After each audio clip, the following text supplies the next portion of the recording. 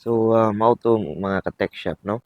Another day, another vlog. Salamat ta kay tagantag additional day sa atong Ginoo. Nindot ang panahon. Kani nga vlog is niadto mi og Olango Island. Naami gibisita didto. Kung kuyog is si nanay nanak sa pinakakusgang nanay sa among pamilya. Madlungon pero power sa kayo ning akong nanay. Kay migbarge ani or bangka ba o sa tawag ani. Mubiyahe ni siya padung dito sa Santa Rosa. So gikan sa Angasel Port padung sa Santa Rosa. Mubiyahe ni siya for 15 to 20 minutes. Maabot na ka dito sa Santa Rosa.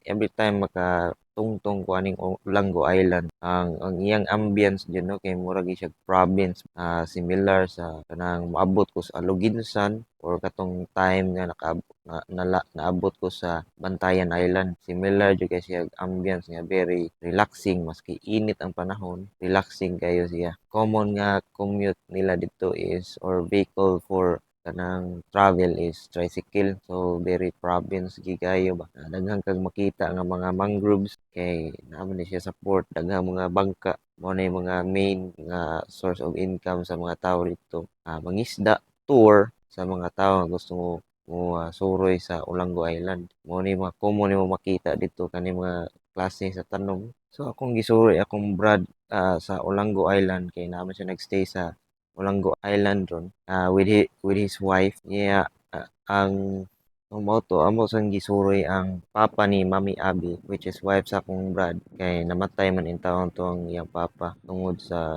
murag stroke ba to. Si Manoy Dudi usa ni sa pinakabuutan nga tawo nga kung nailhan kalma ra kayo agi di kakakita og kuan niya kasaway kay buutan ganing tawhan kalma niya magyatagon pa jud kayo pero gikuha na siya sa Ginoo. Every time na nay relatives or kaila nga namatay, it reminds us na unsa ka mubo sa atong kinabuhi. If you have a chance to be a good person na lang gid kay mubo ra kay kinabuhi. Dili nato sayangan anang mga butang mangaway ka sa ubang tawo. Sige tag panglibak si kayo na sa oras. Life is too short. So just be kind. Choose to be kind.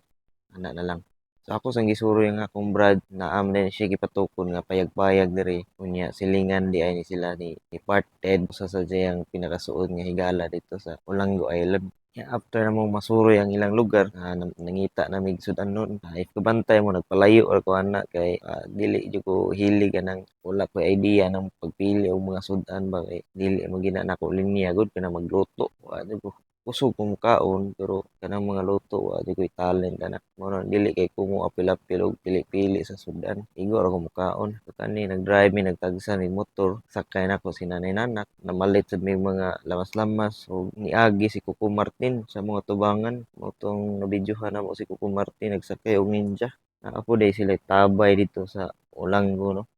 Ila haraging gipabuhat dito magamit nila for daily use yan na sila kitchen diha and mga garden nila napay ibutang sila itong Mama Mary indot kay view ang ilang lugar dako sa kayo ilang balay para buyag yan diri mi nangaon sa kitchen ni nanay nanak perting lami asad sa sudan so after na mo mangaon relax relax gamay pasalamat ta gitagantang mayong panahon sa Ginoo mag-uwan medyo init siya pero para laban ra so relax relax ra mi ani diring dapita so si Manoy Julie boy papa ni Ted perting alegriha ganing Manoy Julie daghang kayo siya tabian sa gayon ni si Manoy Julie sige ra kog agi kani dito ko sa Olango sige ra kog agi sa mga istorya shout out Manoy Julie perminti ko kita ani niya sa vlog ni Brad ba tingin na tinuod gid nga joker jud kay ni Manoy Julie de ang iyang anak si Ted lahi man seryoso man to so karon guys padung na mi uli once human nami sa among trip dito sa Olango Island that only means nga padung na sa ta sa atong normal days so balik na ta sa atong trabaho repair shop tong mga printing nato balik na so balik ta sa atong pamilya bantay sa atong mga anak so mo to guys life is too short kay nang yung mga libak-libak kay bati kayo na just be positive all the time life is too short so just be kind if you have a chance to be kind salamat lang mo sa Ginoo nga itagahan tag another day sa atong kinabuhi so more to guys let's go